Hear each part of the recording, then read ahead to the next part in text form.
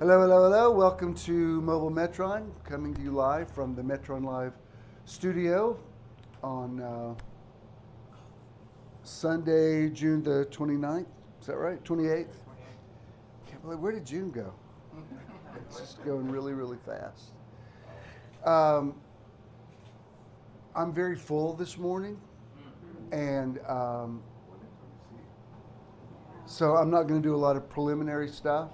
I'm ready to talk, and I think you're ready to receive. I'm very, very aware of Spirit this morning. Holy Spirit, the Holy Spirit, God the Spirit. Spirit of God, we're always in your presence. Where can we go from your presence? But on days like today, something else happens. We create another dimension by our synergy, by our coming together into one location, whether it's people who are physically here or people who are streaming. The fact is we are intentional in coming into a certain space. If any two or more of you agree on earth as touching, we touch this day, we touch this Sunday morning, we touch this experience, we touch this. We embrace this. What is happening here? There's only here, there's only now, there's only this, there's only us. We are in this space, we are present. Yes, in the presence of God is fullness of joy, but it's our presence that brings the joy today. We bring the Christ in. We are the portals. Lift up your heads, O you gates, and be lifted up, you everlasting doors. We are the doors of the spirit world. We are opening heaven on earth. We are the literal embodiment of let your will be done on earth as it is in heaven. So we call this a good day, a blessed day, a holy day, a special day, a sanctified day, a Sabbath. Not because it's on a Sunday, but because we're here and we do something unprecedented here today. Let us not just have a little service. Let's change some history today. Let's bend the arc of the universe. Let's alter negative energy and bring in God. We announce the kingdom has come. The kingdom is at hand. The kingdom is handy. We touch the kingdom. We release God in this place. Amen. I'm not going to even do meditation music this morning. I just want to tell you all I love you and you look beautiful. Those of you who are logged on, I love you as well. And let me give you a disclaimer. It's not PMS, but I'm feeling very emo today. So I'm going to try to get through some of the things I want to talk about, hold it together. Years ago, I think it was Avery that told me this, and I wish you had never put this in my head. She said, you know, every time you cry, we sell out of DVDs. I said, you shouldn't tell me that, because now my instinct is, we got to sell some DVDs. Let's see if I can.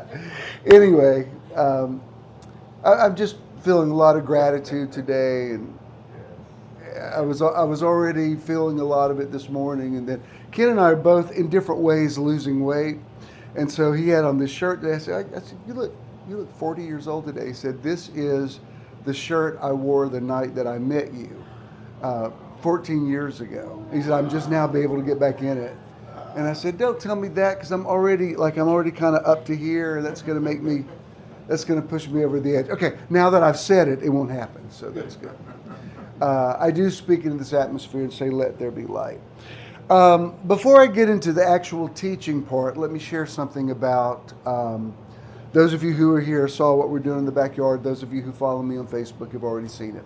And thanks for your comments. It's very, I love when people get to experience it And especially the people who know me well enough to know this is not a renovation process. This is a spiritual journey. This house has become an avatar for facing something that you never wanted to look at again, and then it becoming a joyful thing.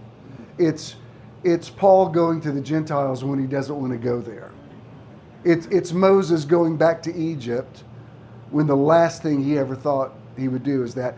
And I'm in a house that at one time, I used to pull around this corner and just feel oppression come on me. Like, dear God, let me just get this over with as soon as possible. And now I don't feel that at all. And that's no reflection on my parents. I'm just saying that was the dynamic we were in at the time. So this is what happened this week. And I guess this is just a part of my teaching because it's going to factor into what I'm talking about, fullness of joy. Yeah, let me just put it all into one. I'll make it one thing. This is part 4 of Seated in Heavenly Places. We're talking about, we're using what Paul said in Ephesians, past tense. He says he has made us sit down, which is a place of authority.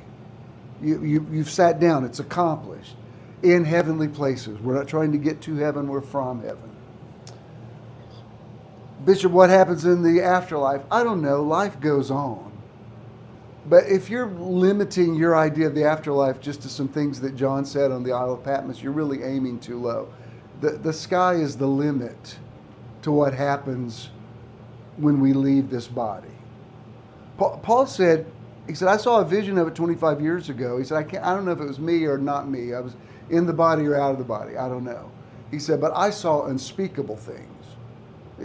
That's when he said, eye is not seen, ear is not heard. So when people say, streets of gold, gates of pearl, I'm like, I think that's symbolic. If you need that, that's fine. But I think it's bigger than that. I think we came out of God and we're going back into God. Do you know what I mean? And everything you've experienced in this life has been to reveal God in you. Let that abide in you which you heard from the beginning. Now we look in a mirror dimly, but as I progress, I'm seeing less of who I thought I was and who I really am. And as I discover my I amness, I am having a revelation of the I am, the great I am. And I can't see any place where I stop and he, she, it, they starts. It's all the same thing. Do you understand? We're laying down.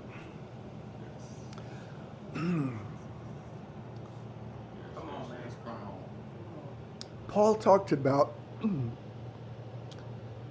this life. He used a metaphor of it being a tabernacle, like a tent. And he said, when I put off this tent, he talked about rolling up the tent. This is beautiful, but it's not all of who we are. No, it's not. Who you think you are,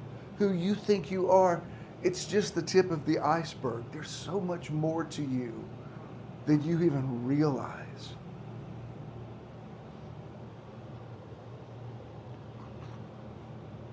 Don't you see how when you've gotten through things in your life, by the way, everything's fine. I'm good. This is good stuff.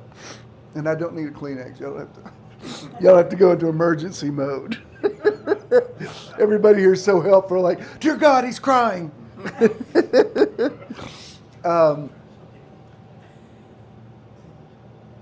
Haven't you gotten through something that you thought, I'm never going to make it through this, but you did? You got on the other side of it, and it not only didn't kill you, it made you a broken vessel of light, and you somehow turned out better because of it. Why? Because it revealed what was in you all along. You didn't know that you were in God and that you were God. And I know that sounds new agey. I'm just telling you that's the truth. Listen to your heart. Don't listen to your Sunday school teachers growing up. Listen to if what I'm saying to you is a lie, reject it. But if it bears witness with you, it's because it's the truth. Amen. All right. When my parents bought this house in 2013, and I'm going to be very transparent today, and anybody that listens to this, if you get offended at me for what I'm going to share, so be it. Get in line. If people being offended at me could kill me, I'd have been 6 feet under a long time ago. It just is what it is. I only say judge me on my motives. After I left Covington, my parent living in Covington, my parents lived on my property there. That was never that was not my plan for them to live there. But by the time I heard about it, it was already in motion, and it was fine. We had some good times, and my kids got to be with them some when they were small, so no regrets. I'm just saying that was not my vision, but it was what it was. And but after I no longer lived there, and the man that Debbie was with at that time was living on that property, it became very, very awkward for my parents to live there. And so they didn't even discuss this with me. I don't know, we were off in Panama City or something. I was checked out. But by the time I heard about it, they had already purchased this house. I didn't even know about it. I never even saw what it looked like before they moved in, because they did some renovation before they moved in. It's a nice house, but it was definitely a fixer-upper. They replaced a lot of the flooring and redid the kitchen, and they didn't do a whole lot upstairs, but they did a good bit. And the real incentive was Dad, I think he had a premonition that he wasn't going to be here much longer. And he lived here for about 2 years before he got Alzheimer's. So the last 5 years of his life, he sort of wasn't here. He was, but he wasn't. But altogether, he lived here 7 years. The reason they bought it is because my mom's twin brother lives not across the street, but those of you that have been here, there's adjacent cul-de-sacs. When you drive out today, if you look down the thing, you'll see a big house with columns in the front. That's where my Uncle Don lived. And my Aunt Clarice still lives there, and Tony and LaDonna live there, and her son Naboth and his wife Jasmine live. They have an apartment downstairs. And my dad wanted my mom to be close to family, so that after he was gone, she would, I guess he just thought I wasn't going to be available. So it was fine. And they had, a lot of good years, and, for a long time. Back then, Clarice was cooking a lot, so I think probably 3 or 4 nights a week, they probably had them over for dinner, and Dad would always give them grocery money, because they were eating there so much, because he was always very aware of stuff like that. And it, it was good. But they also, would call on Don a lot, and he would be there for them when they needed help with stuff. My mom and Don were, obviously not identical twins. But it wasn't just that they were opposite genders. They were opposite on just everything. Other than love of animals, there was just nothing they agreed on. And I'm realizing more and more how much that relationship informed my relationship with my mom. My mom called me Don more than she called me Jamerl in my life. For any time she's called me my name, she's called me his name twice, because that was the male name that she called, they came out of the womb together. And as the years progressed, especially after Dad died, Mom and Don just got super vocal about their differences. And they would go online, and, Don would post, Don was as extremely liberal as she was extremely conservative. And so he would post something against Fox News or against Trump, and she would go right at him, and I'm like, oh, crap. Because I was going to bear the brunt of it. I was going to have to hear it. There's sometimes I'd say, Uncle Don, I'll pay you $100 if you'll take that post down, because it's going to make my life really complicated. And they disagreed on music, and they disagreed on theology, and they argued about the rapture, and they argued about Donald Trump. And my mom loved her sister-in-law, but they had a very complicated relationship. Mom hated classical music. When the day of Don's funeral, I knew she was not up to it. There's no way I could have taken her out in public in the shape she was in.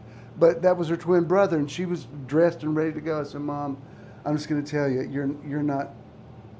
This funeral's going to be too long for you. You're not going to be able to sit it out. And she said, well, that's my brother. I said, Clarice is going to be playing hours of classical music. And she said, oh God, I'm not going. I said, that'll work. And Clarice hates when I say, I love it, but my mom was just different. And the more they played off of each other, the more they were galvanized on everything. You know, Mom would wear leopard skin boots, and Don would make fun of her. And, you know, she had Ken painting the front door white, and he was complaining. Don was complaining about that. Why do you have to paint everything? Like, he was just super opinionated and disapproving, and they just disapproved of each other. But somehow they lived all these years, and you know, they coexisted. And Don would say, and I'm telling you, my heart's very childlike and innocent today, so just hear me by the Spirit. He would say to me, he said, I love your mother, but I don't like her. That was his mantra. And if she needed something, he would be there for her. But as they got older, he got to where he really resented, especially after Dad died. So we would go through this thing. If she called him, he'd be like, I want to know where her son is. Why are they calling me? So that was like a whole thing. So I went through this. Huh? That was a whole nother thing. A whole nother thing. So I would go through this thing with LaDonna. I'm getting to a point. If you're going, dear God, is he talking about this again? Okay, There's a point. Come on. Oh, come on. You know, I need this right now. Come on. Okay. Because these folks been calling me. So sometimes I would call LaDonna and I'd say, LaDonna, I'm so sorry to bother you with this. She's not answering her phone. It's unusual. She hasn't been answering long enough and it's bedtime. If in a minute, I'm going to have to drive out there. I mean, it's, you know, at least half an hour, 30 to 40 minutes from where I live downtown. I said, please do not tell your dad I'm calling you and asking this, because I don't want to hear. I want to know where her son is, because I've already been over there today. You know, I just now got home. Do you mind going over there? And because she knew the code, just go in there, make sure she's okay. And sure enough, she would be. She'd have her phone turned down or something. I'd be like, I mean, this doesn't sound blasphemous, but I'd be like, LaDonna, I worship you. I'm like, have you received LaDonna Diaz as your personal savior? That's how much. Thank you, thank you, thank you, thank you. So the later years were like that. If you know, I'd be like, Mom, don't even call him anymore. I'll take care of it. So we got through all of that. And even when he was, you know, he passed on January 1st, and the last 3 or 4 months were really hard. I mean, for LaDonna and Tony, I mean, just really, really hard. I mean, even, again, maybe this is TMI, but Clarice is writing a book about Don right now, and she asked LaDonna, she said, can you write a preface for it? And she said, you know what, I'm not ready for that yet. And I said, I understand.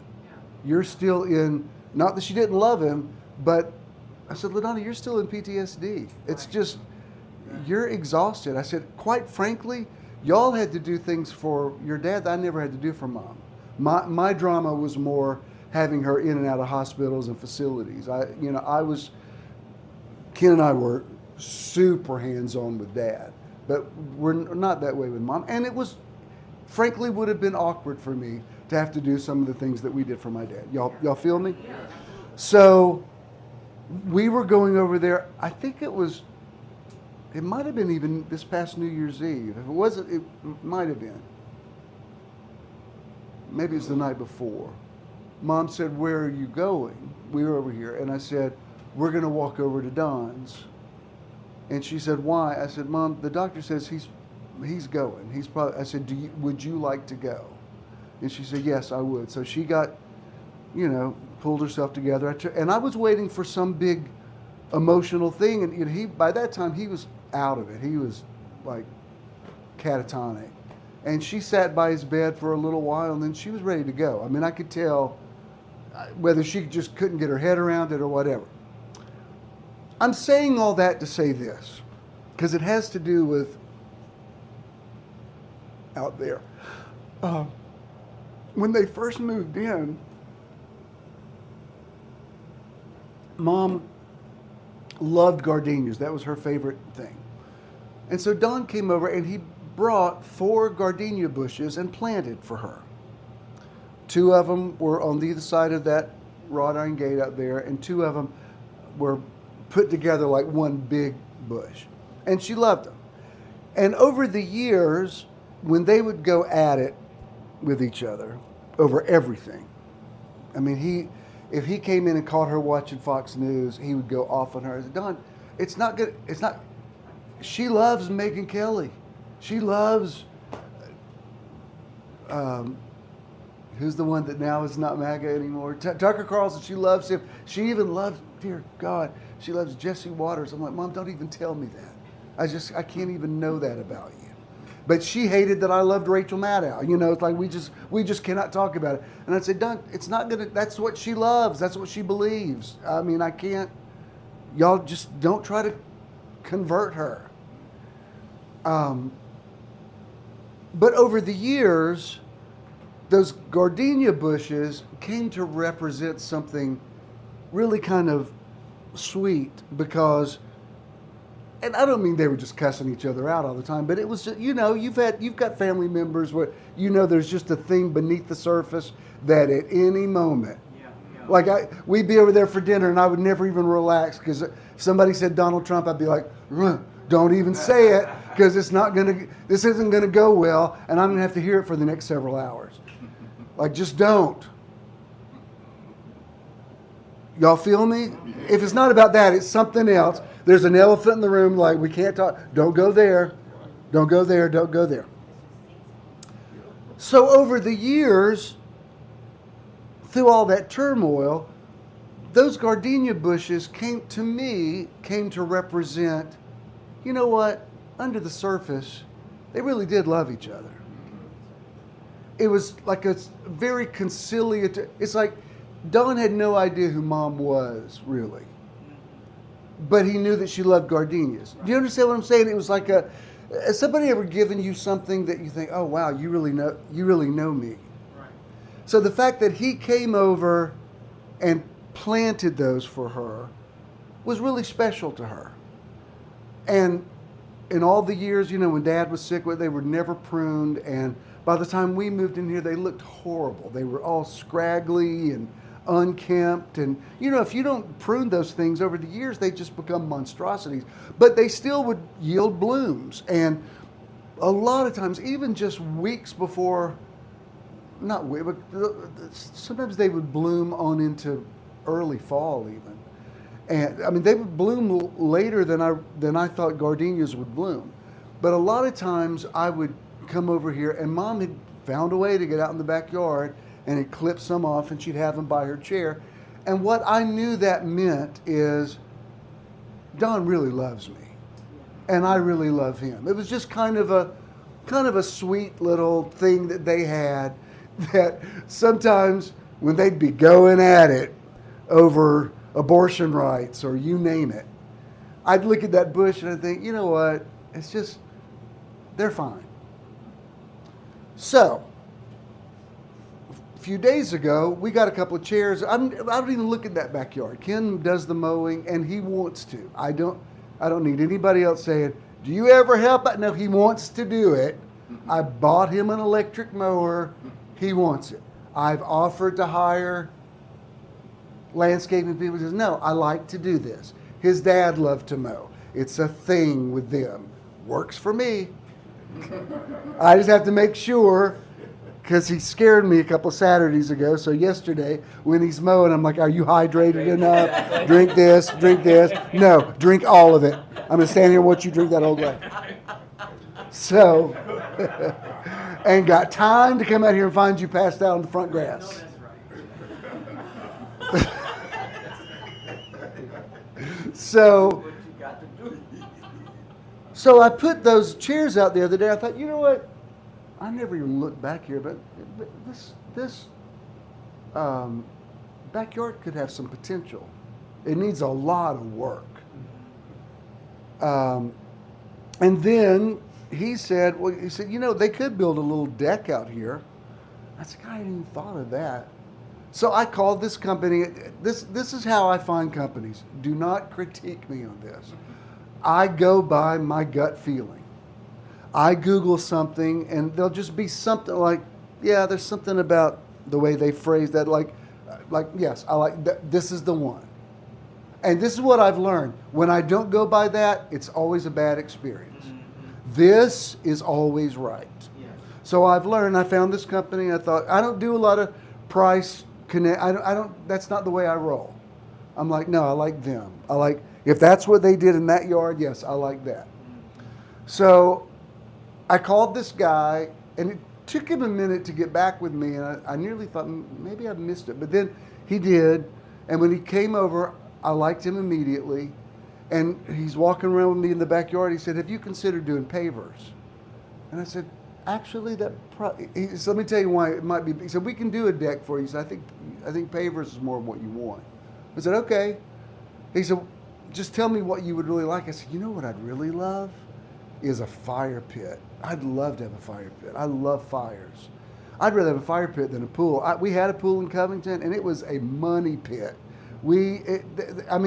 It was great. My kids had it when they were small, and I got it maybe once a year. But I'm like, I don't want a pool. Pool's too much. I don't even get in the pool when we go on vacation.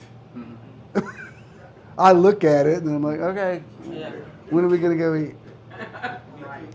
So he said, let me do a little mock-up and get back. So he goes on AI and he creates this thing, and I'm like, oh, hell yeah. I said, you can do that? He said, oh yeah, that's totally doable. So next thing I know, it wasn't out there last Sunday. No. This all happened this week. That's right. Really in 2.5 days. This crew of Mexican guys he's got working, they're like, these guys are the most unbelievable, and I love them all. I bonded with them this week. One of them got hurt yesterday because the truck's thing slammed, and I was so upset about it, and I was texting. I said, how's that guy with his hand? He's going to be fine. And he said, thanks for caring about it. And I'm like, yeah, they're really sweet guys, and you cannot believe how hard they work, and they move so fast, and they're really artists. One of them won.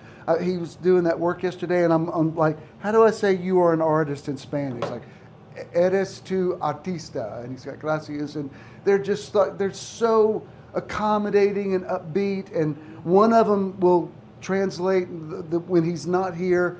I can make the guys understand. I could tell, like, there's an older guy that works, and he's like super positive, and if I say, hey, can y'all do this? He's like, yeah. And like, he gets excited about it, and he'll say, does this look good? And I'm like, oh my God, I'm in love with these guys. The older guy's got these twin boys. They're 10 years old, and he brings them out alternate days, and they work. You cannot believe how hard these boys work. And they speak English. Yesterday, because I buy them donuts every day. I'm getting to the gardenias. Just hang on. So I brought them donuts, and I said, Ronaldo, how old are you? He said, I'm 10. I said, I can't believe. I said, you work like these men. He does the work that these men are doing. I said, do they pay you? And he said, yeah, they pay me. I said, good. They should. Because he's more than an apprentice. He's like out there laying. And like, when I first saw him do it, I thought, well, y'all got this kid. And I'm like, oh my God, he's incredible. So I love the whole thing. The guy that I originally talked to, he's local, and I guess he uses this crew. I guess that's how it works. And so I've, over the last several days, I've added several things. I'm like, you know what? While you're at it, can y'all do this? And there's nothing I've thrown at them that they don't. I mean, that costs more, but they're like, oh yeah, we can do that. I'm like, I love being surrounded by people who will not say. Honestly, even when I said, can I have a fire pit? I was waiting for him to say, well, in DeKalb County, you got to go through because as soon as you tell me that, I've already checked out. I'm like, I don't care about it that much. But he's like, oh yeah, you don't need a permit. He said, we can limb this tree, so make sure there's not a tree over it. But he said, you'll be fine. I said, you're sure? He said, we build these all the time. I'm like, okay. So to do all this, we had to take out those ugly, meaningful gardenia bushes. There's no way around it. They had to go, and they needed to go. Ken kept saying, I'm going to prune those next year. I'm like, I don't think they're salvageable. But they're still meaningful. And then those of you that watch 11/11, there was one day, these guys, they moved so fast. Like I said, let me know if y'all need anything. I walk inside and I walk back out. It's like Dorothy opening the door to Oz. You're like, wait, what happened? It's like, it's completely different. They got those shrubbery, they were like this high. They got them down so fast, I'm like, oh my God, I didn't even have a chance to make sure it was okay. And there was just, it could not have been staged more, staged any better. There was just a pile of branches, and there was just this one gardenia bloom on top of it. I'm like, and it kind of, I'm not sentimental about my mom, but I thought, it just kind of got me a little bit. I'm like, that, it didn't make me cry. It was just like, thank God for those years she and Don had together, volatile as they were. That was great that they got to spend their later years together. And so I picked up the thing, and I talked about it, and all right, fine. It's not that big a deal. It's not like I'm traumatized by it, but I was also thinking, Mom would be really sad about this. Right. So I'm talking to Brett, the original guy. He comes out, and I said, what do we need to do here? He said, why don't we sod this part of it? He said, we can sod the whole yard if you want. I said, no, let's try doing this part and patch it in, because I'm spending a lot of money right now. He said, that's fine. He said, do you want lights? And I said, yeah, let's see if you can get me some, we're going to have little lights along the, just if I'm going to do it, let's do it. And we already love it. We already sat out there and drank coffee this morning. I thought, this is going to be my go-to spot. This is where I'm going to live here, I can tell. This is like my favorite thing we've done in this house. And then he said, now, if you don't believe in synchronicity, this will not mean anything to you. I think y'all are crazy enough to see what about it to tell you. He said, between the sidewalk and the garage, would you like some landscaping? And I said, yeah, that'd be great. And he said, you know what I think would look good? Now, he'd have no way of knowing all the stuff that I just told you. Come on. I know what you're going to say. Not just a gardenia bush, but 4. He said, I think 4 little gardenia bushes would look amazing there. And I said, I can't believe you just said that. He said, why? I said, you have no idea how significant that is. Because I had to get rid of those 4 from Don, and then those 4 that are virtually the same spot. I said, I don't know if you believe in stuff like synchronicity. He said, actually, it's funny you say that. He said, I don't even work in this part of town. But since I took this job, all these jobs have worked out over here. And he said, I haven't advertised your place. Because I said, just wait, because we're getting the house painted in mid-July. I said, just wait till it's painted before you post any pictures, because the back of the house doesn't look great yet. And I said, that's just he didn't say, here's several options. He specifically said 4 gardenia bushes. And what it said to me is, You're in the right place. You're not imagining all this stuff. I think, Avery, you had even posted on something I posted. You commented it was like a door open back there, and that is what it feels like. It's the symbolism of it. And if, as I'm saying, you know why I want to tell you this? I want you to notice full circle moments in your life like that. It's little moments that say to you, yeah, you're on your path. You're in your zone. You're who you're supposed to be. You feel me on that? All right. So that's the first part. Now here's the second part. So. You need to keep a box of Kleenex in this.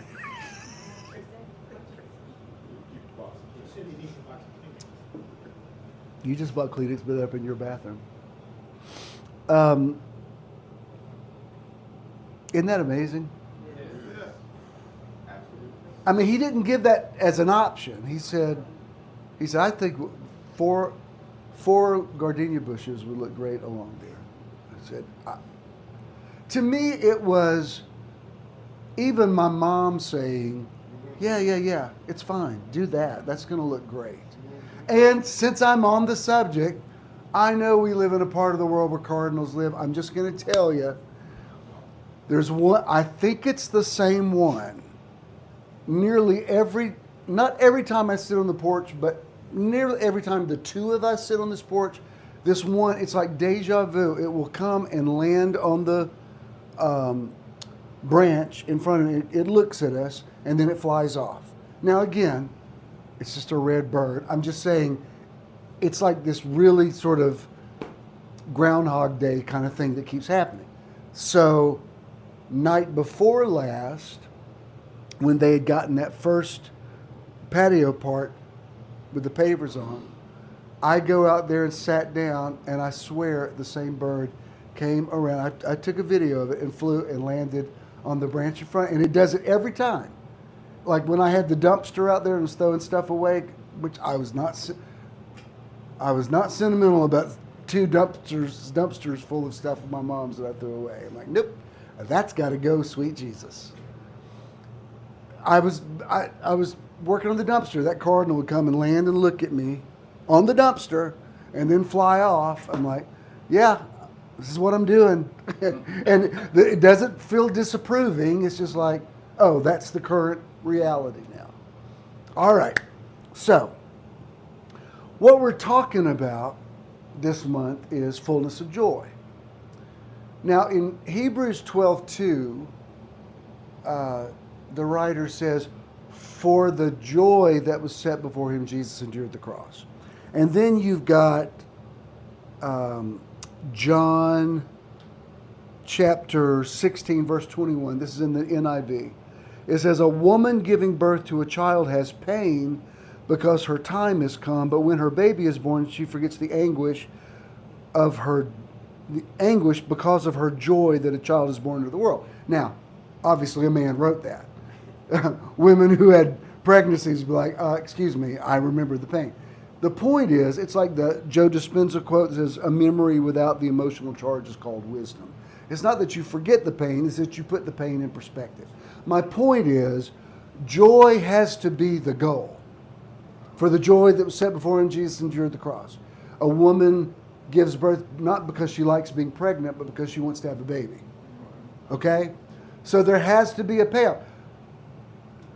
I reckon that the sufferings of this present world are not worthy to be compared with the glory which shall be revealed in us. For this light affliction, which is but for a moment, does work in us a far exceeding greater weight of glory. And that doesn't mean just getting to heaven. It means I'm going to get through this thing and get on the other side of it. I'm going to get some joy. Even the significance of Ken wearing this shirt that he says he wore the night that we met. You know, he took care, his mother had Alzheimer's for the last 6 years of her life, and he was her sole caretaker, and him working full time. And I remember him, I've told you this before, but we'd only been together a little while, and he said, you know, it was an honor to take care of my mother. He's a lot more sentimental about his mother than, he just is. He said, there were sometimes I would really get depressed and feel overwhelmed by it. And he said, I feel like, is it okay to think that meeting you was my reward for doing that? Come on, Pastor. And I said, that's nearly too awesome to say to me. I mean, it makes me feel unworthy. But if that's true, that's like the best compliment I've ever had in my entire life. But the point is, you have to believe you will get through your thing and there will be joy on the other side. You're not just supposed to survive it. Do you understand? There's supposed to be a payoff. There's supposed to be a fulfillment of joy. So this week, on my other list of things, nothing's been done on the, I'm not going to be able to get through this one.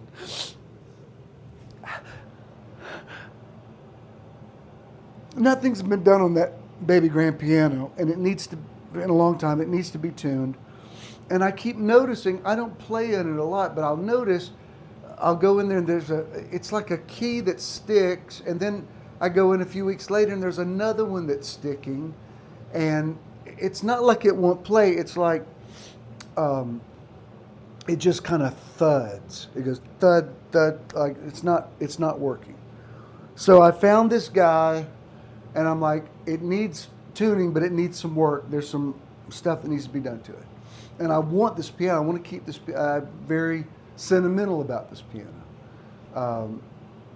Debbie and I went and picked this piano out when I was still in the grocery store in Conyers, and it was our piano at the church. And I traded it to my parents for something, a piano that I had, and it's a long story. But for a while it was. Then my parents gave it back to Church in the Now, and it was in the lobby for a while. And so I love that piano, but it's got to be able to play. And I've even been open to the idea of like, good Lord, I might write a song. I might have the biggest seller of my entire life. I mean, who knows? So this guy comes in earlier this same week. This has been quite a week. So I meet him and I said, it needs to be tuned, but there's a couple of the keys that stick. Just do whatever you need to do. So I'm getting ready for 11:11, and he calls me and he said, you have a pretty big problem here. I said, don't tell me that. He said, was this piano bought in the early 90s? I said, yeah, like 89, 90, somewhere in there. He said, this brand, there's two brands, Weber and Young Chang. He said, there's a bracket, a metal bracket that they used on, I keep wanting to call it the motherboard. That's not what it's called. It's called the action. It's the thing that you take out. It's like, it's where all the hammers and dampers are that hit the strings that make them vibrate. That's how a piano works. The piano is technically a percussion instrument because hammers have to hit the strings. Like for string instruments, a bow but this is like it has to make it vibrate.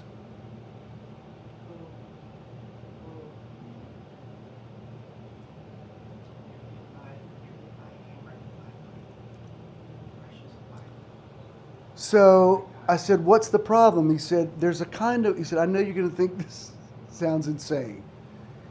There's a kind of metal that they use, these two brands used on their actions, that the metal keeps growing. The metal expands. I mean, if he had said wood was expanding, but I was like, the metal grows. He said, it's something that happens on a cellular level. And he said, I've fixed lots of these. He said, let me show you this is what's going to happen. And he kept showing me there were even more keys. He said, does it sound like plunk, plunk? I said, yeah. He said, it's because the metal gets too big and it keeps the hammer from being able to hit the string and making it vibrate. I said, is it irreparable? He said, no. But I mean, these things aren't cheap. But he said, I have fixed them before. I said, do you have to take it out? He said, no, I can come here and do it. I said, well, then don't stop the tuning. Just wait, go take care of that. And let me know when, because he's got to order these brackets to replace. He said, the piano's fine. It just needs to, the hammers just need to be able to make the strings vibrate. And you know, I've talked so much about how nothing is really matter. Everything is cells vibrating. And what I'm talking about this month is vibrating at the highest level. And the fullness of joy means just being, you know, at the height of your joy. When y'all walked out the other night and danced together, was anything impeding your joy? No, nothing. And there were some external things, but for that moment, At that moment, when you're nothing. looking in each other's eyes, I was just looking in my memories today. It was a year ago that you Yes. retired. He was in the hospital. In the hospital. He would have never missed your retirement thing. Never. You thought he was going to die. He scared the shit out of me. His blood pressure, if y'all don't know, they were on a cruise and his blood pressure plummeted. That's why I keep making sure he's like, have you checked your pressure today? Because it's like, you thought you were dying. You didn't know how you were going to get him off the. So at that moment, when y'all are looking into each other's eyes, weren't you feeling fullness of joy? Did it matter that some of your relatives from Michigan didn't come down? Not at all. And that's my point. It doesn't mean there aren't other things. It means in that moment. We were in the moment. What are you doing? Your strings are vibrating. So happy in that moment. People, let me tell you something. This sounds too good to be true. That's what abundant life is supposed to be every minute of your life. They're not supposed to be just these isolated special moments. It's supposed to be that all the time. That's why you're supposed to wake up in the morning and notice every little thing and realize it's all a miracle. Because when you start noticing the miracles, they start multiplying. Oh, so I'm not through yet.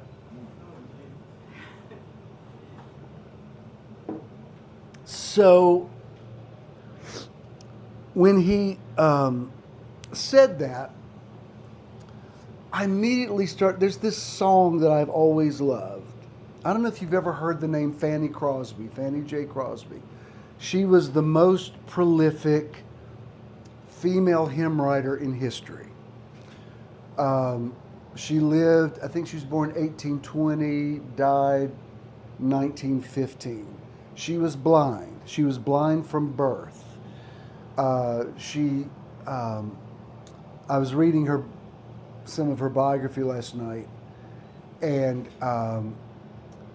she said that when she was a baby, she caught a cold, and her parents put mustard poultices on her eyes, and she said it damaged her optic nerves. Modern doctors says that probably didn't happen. It probably was congenital. They just didn't. Sometimes when a baby's that, I mean, she's only 6 weeks old. You can't tell they're seeing anything anyway. I knew she was blind. She wrote Blessed Assurance. That's probably her most famous one. She wrote 9,000 hymns. She also wrote a lot of secular songs. She was an avid abolitionist and worked for Connection with Abraham Lincoln. And she was such an she was from New York. You know the song Dixie? She wrote the anti-lyrics to Dixie about the Union. But she believed it from a spiritual standpoint. She's like, how could you call yourself Christians and support slavery? She had this amazing life. She wrote a lot of, we used to sing, "To God be the glory, great things He has done." That she wrote that. She wrote praise Him, Jesus our blessed Redeemer. These are songs I grew up singing. And Dottie Rambo said that Fanny Crosby was her main inspiration as a songwriter. She was related to everybody. She's even related to Bing Crosby. Had this amazing life, and she even married a blind man, and they had a baby who had crib death. Like, she went through a lot of stuff. But her songs, you know, a lot of those old songs are like ultimatums and threatening and you better choose and you better get right with God. Her stuff was surprisingly modern sounding for things that were written in the 19th century. She wrote so many hymns that a lot of hymnists wouldn't include, they just didn't want her to overpower the rest of the hymnal. So she had 200 pseudonyms. So there's a lot of hymns you grew up with that said they were written by some man, but Fanny Crosby wrote them. My favorite Fanny Crosby song, however, it's called Rescue the Perishing. My dad always loved that song, and I remember the way my mom would play the organ on that song. It's especially meaningful because Fanny Crosby lived in, she chose to live among poor people. She lived in the tenement section of New York. She worked in the missions and the Bowery and Hell's Kitchen and really helped immigrants who were coming to this country. She was everything that Christians should be.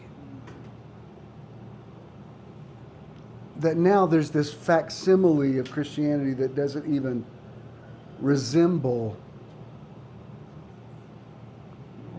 Jesus Christianity. She was like, even when she would get royalties for her songs, she would give them to poor people. She's like, what do I don't need anything. And she just lived to help people. The song, what I love about this song, it's a song written, she didn't work with the Salvation Army, but it was places like that. Like just the poorest of the poor, totally disenfranchised people. And not just poor white people, I mean just people across the board.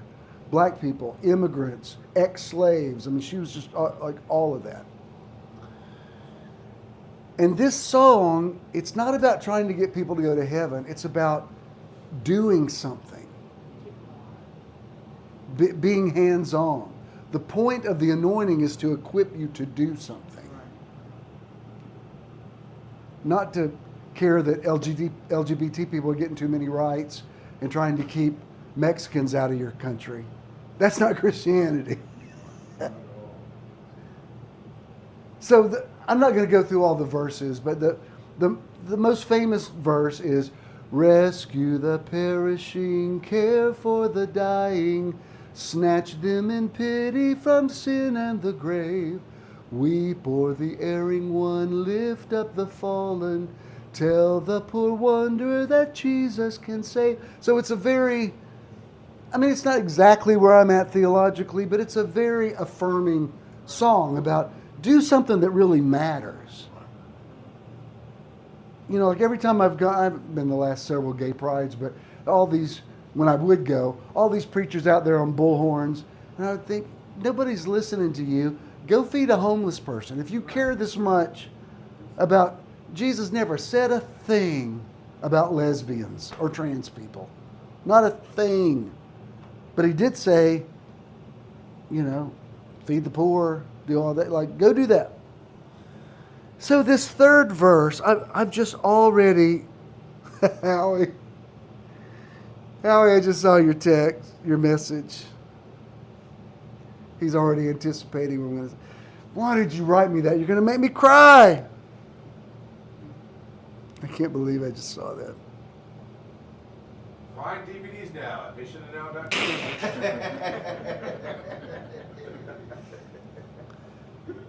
Howie, he just posted this a minute ago. I was already singing chords that are broken will vibrate once more before you ever got to Fanny Crosby, and then you did. And, his dad was blind and, just passed a few weeks ago. Okay, so this third verse, everything in this house is speaking to me. You know what I mean? It's like, these are all parts of your life, and make peace with this, and make peace with this, and make peace with this. I don't know what it will be for you, but if you'll open your eyes, there'll be something that you'll encounter that will make it all make sense. I can't read this. It says, and it talks about a tempter, so she apparently believed in a literal devil, whatever. Down in the human heart, crushed by the tempter,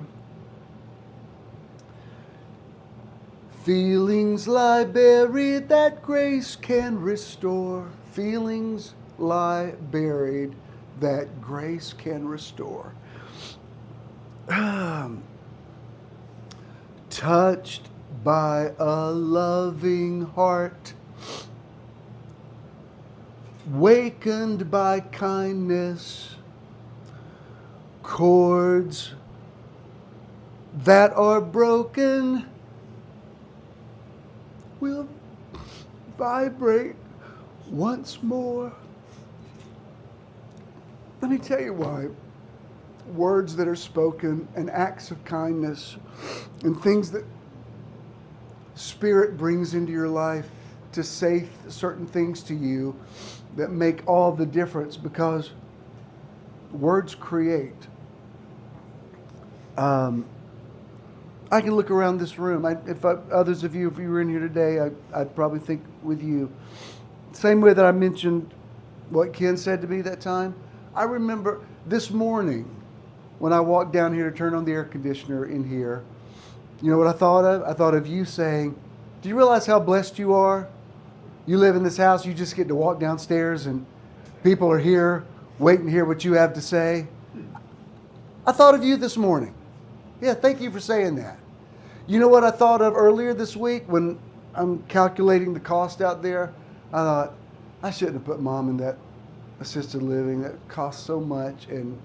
But you know what I thought immediately? I thought of Colonel saying to me, yeah, you wouldn't have been ready to move in and take care of her a year ago. And Leslie, if you're watching, I think about Leslie saying, no, she had to have been in there because when Kid had 3 strokes, there's no way you could have been taking care of her and him. I said, you know what?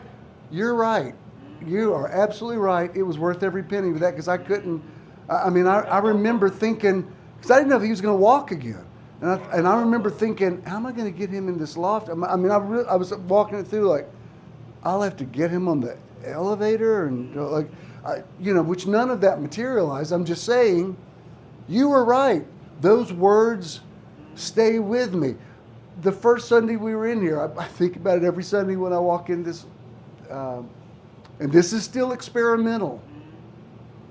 But first Sunday we were in here, Charles said, I followed you through several different iterations. He said, this feels the most like you of any setting I've seen you in. He said, I feel like I'm really seeing you now. I think of it every time, even when I walk in here during the week and, I'm in here, I think of it. Those words matter. And let me tell you why this is so important for me to say this to me. I remember everything anybody ever said to me. I wish I didn't. Because people have said things to me that were just brutal. I was like, oh my God, how could you have said that to me? And people say, oh, just forget it. Oh, would to God I could forget it. Tell me, how do I do that? My point is, I'm at a place now where I'm just remembering the good stuff. And so even when I remember something that somebody said a while back, I'm like, you know what? It's fine. I know you don't mean it. I'm not even going to energize that. No. I'm going to follow my instincts. Don't say that. But you understand what I'm saying. What's that got to do with tuning the piano? All right. In all the years, when I haven't done marriage counseling in the last few years, but one thing I would notice when I would counsel with couples that were really, you could tell, this ain't going to work. This is irreparable. And nearly every time in their story, it would point to a thing that he said, a thing that she said. It wasn't what they did. It was, when he said that thing to me, something shifted. I never looked at him the same. that's why you have to really think about what you say when you're feeling really emotional. Jesus said, for this saying, your daughter is made well. By the same token, somebody could you could fall in love with somebody. You can point like, I remember that when you said that is when I felt like I loved you. And it's not just words. Sometimes it's actions. Like last night, we went to dinner. We came back here and sat out there for a little while and still talking about things we wanted to do. And he said, I want an ice cream so bad. I said, I'll take it. Let's go to Brewster's. I said, I'm not eating sugar, but I got a scoop of sugar-free vanilla and it was fine. But we sat out there, and just while we were sitting out there in front, several little families, little young families with kids. There's a couple of white families, a couple of black families. There was looked like a Muslim family because the mother had on a burqa. And I was looking at them get out of the car, and the little kids would be skipping up to the thing. And I said, something's really sweet about seeing these young families with little kids. It's just, yes, that feels, and I would feel that way if it was a same-sex couple. I'm just saying these were all heterosexual couples. And I'm like, yeah, it's really sweet. And I always notice kids, like even when I'm in Home Depot a lot, or mostly Lowe's, but somebody will be in there with a kid, and they're, the person's looking for something, and I'll notice the kid's in his own little world. The kid, there'll be some little boy going, he's playing, or he's singing a song, and like, he's got his own little reality that he's learned to self-soothe and to entertain himself. And I look at that and I think, where do we lose that?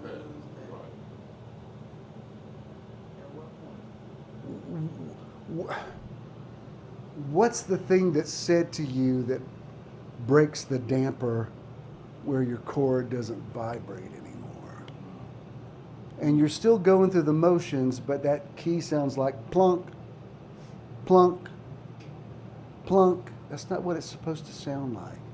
You're supposed to hit that keyboard and all that vibration just resonates. Even the way the cabinet on a baby grand is designed, it's to make the sound like move out like that. It's like it's not a fluke. It's supposed to move that way. Even when you open the lid, it's to release the vibration. When this lyric says, touched by a loving heart, wakened by kindness, chords that are broken will vibrate once more. Let me tell you something. When you feel compelled to say something positive to somebody, you better do it. That's why even these guys yesterday, I'm just so taken with them, because I have friends who they're citizens here, but I also know they live in fear because they don't know when they're going to be pulled over.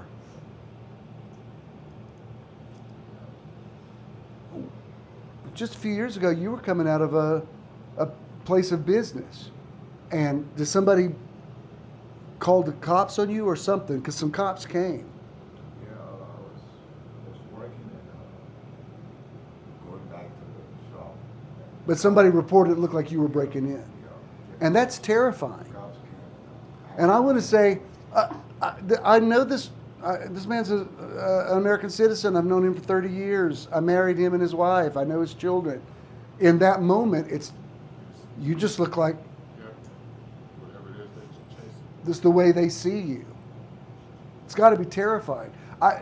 I can't empathize with what black parents must go through with their kids, but I know, I've said this before, when we lived in Covington and Judah had long hair, on 4 different occasions, cops pulled him over to check his truck out because they thought he was running drugs, just because he had long hair.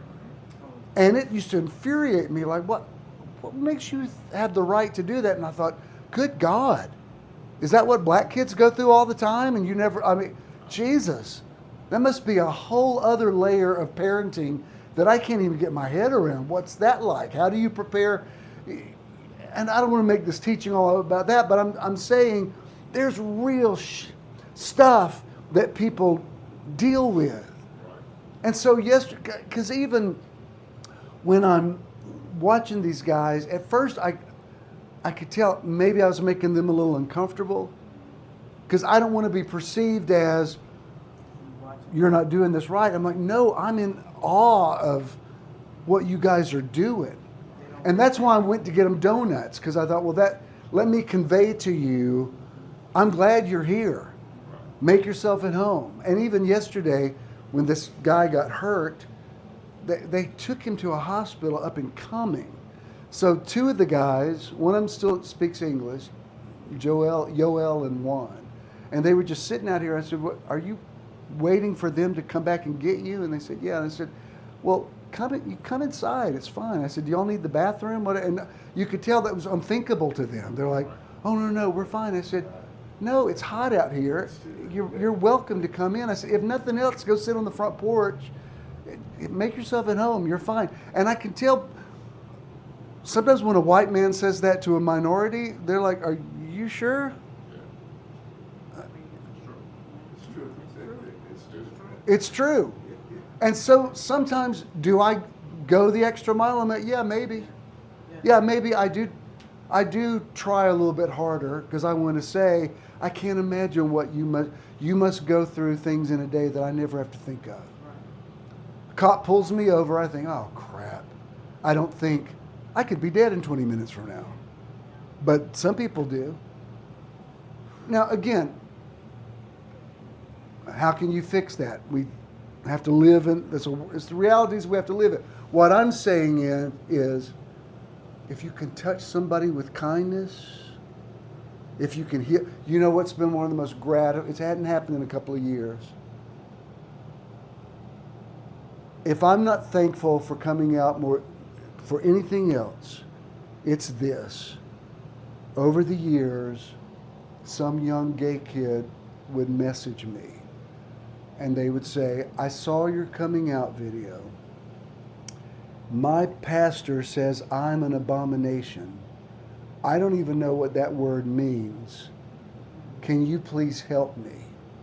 And for me, as a man who is a father, not just a gay man, but a father and a grandfather and a good father and a good grandfather, can be able to say to a young kid, you know what, you're fine. That guy doesn't know what he's talking about. Don't even let it get inside your head. You're always going to be gay, and it's fine. Don't try to go through conversion therapy. It's not going to work, and it's not necessary. You're beautiful just like you are. Go live your life, and the people that don't understand it, you'll figure out a way to keep living. But just to be able, as an older man, as a father figure, to say, you're fine. I can't tell. Maybe it's hyperbole when somebody says you've saved my life, but honestly, I've heard it. I've heard that phrase about my ministry more than anything else. You saved my life. You saved my life. Why? Partly because I'm a wounded healer. And I know what being touched by kindness has done to help my chords vibrate again. And that's why even last night, we're sitting out there, I said, you know what? I've still got a little money to spend. I'm going to make this is where I want to be. And I'm not going to, this is making me happy. Right. This is giving me joy. Bishop, are you giving to the poor? I'm giving to my backyard right now. There you go. I've given to the poor for years. I'll give to them again right now. The poor you have with you always. I love the poor. Thank you, Fanny Crosby, for taking care of them. But that's like my little meditative place now. That's right. And I'm like, no, for the joy that was set before me, I endured some stuff over the last 12 years. That's right. And I'm going to enjoy it now. That's right. And you know what I feel like when that, I think your shoes are arriving. When he ordered some shoes, I just got a notification. Call me crazy, I don't care. When that red cardinal came and landed and looked at me and then flew off. You know how I interpreted that? Good job. Do your thing. Do you think? Enjoy this backyard. It's good. It's what I wanted you to do. Bishop, that wasn't your daddy. I don't know. Might have been. Might have been my mom. I don't know. Yeah. Well, I don't believe in stuff like that. Fine, boo-boo. You do you. I don't care if you believe that kind of stuff or not. I don't care. I tell you this, until you start thinking outside the box, you'll never vibrate in the fullness of joy. You'll always remain in the box. Always. Always. The only way you're going to walk in fullness of joy is believe in possibilities. Believe. And if you say, well, I used to believe, I used to be like one of those happy kids, I'm not now. It's still in there. Why else do you think Jesus said, unless you become like a little child, you cannot enter the kingdom? That's why remembering joy and bringing it back into your life is so important. You're not supposed to just get old and endure the last part. That's right. The last part's supposed to be the best part. Because you know stuff you didn't know when, oh, if I was young now. Well, you're not young now. It doesn't matter. You were stupid when you were young. That's right. You did stupid stuff. You made bad choices. You know better now. That's right. Take your meds, lose some weight, feel better as good as you can, and then enjoy your life. That part. Are y'all going on too many cruises? Baby, if y'all want to live on a cruise ship, you worked hard for it. Are you stealing money for that to pay for those cruises? That's y'all's money, right? Cruise on as much as you want to. If that's what gives you joy, just make sure you take your blood pressure medicine. But if that's what gives you joy, you don't owe anybody an explanation. I didn't invite you. Didn't you get up lots of mornings and drive down to a place on days you didn't feel like it? You get on that cruise ship. That's what I keep trying to You feel me? do. If you want to do something for yourself, do it. Yes. Well, I don't know if I should spend that. Is that your money? Right. Yes. Yes. Well, I think somebody's going to judge me. I don't care. Who cares? That is not in the equation. I don't know if we're going to do this or not. But Kid said yesterday, he said, I'd love to get an American flag put on the front. I said, I know, I just don't want people to think we're something we're not. And he said, what do you mean? I said, is there an American flag that says we're not MAGA? Like, we believe in the Constitution America. You know, we believe in the Statue of Liberty America. And he said, well, we could put American flag up on one side and the gay flag on the other. I said, that ought to do it. that ought to. That'll clear right on. That ought to balance. And I'm not totally sure. We haven't ruled that out. I'm like, I don't know. Let me think about it.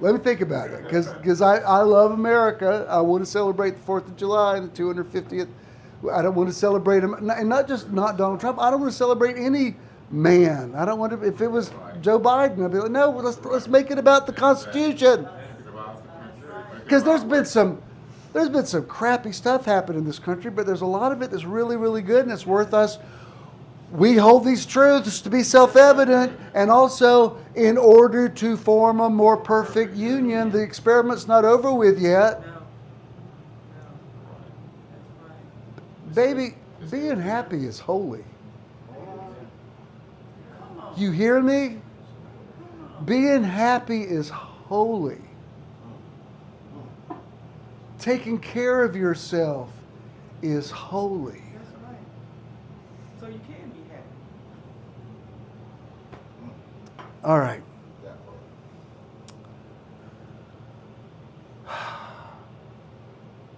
Spirit of God, I've said everything in this series that I know to say. My soul is at peace. I've said what I needed to say. I pray that you take these words, and for anyone listening to me today,